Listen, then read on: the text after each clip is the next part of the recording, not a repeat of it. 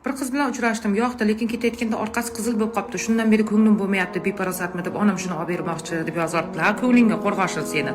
Maktab davrida 12-13 yoshda qizlarda hayz kelardi.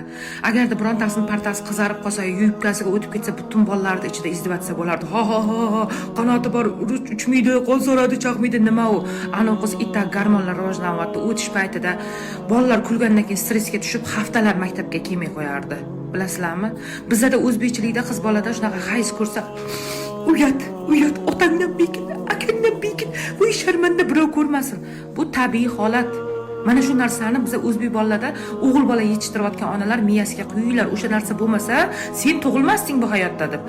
Naborot bilmay qolgan bo'lsa, ko'proq kelgan bo'lsa, bu tabiiy jarayon, bu beparasatlik emas. Naborot yordam berish kerak, beliga biron narsa berish kerak erkaklar. Shuni beket yoki boylab olib. Yo'q, bizda kulguga qoladi.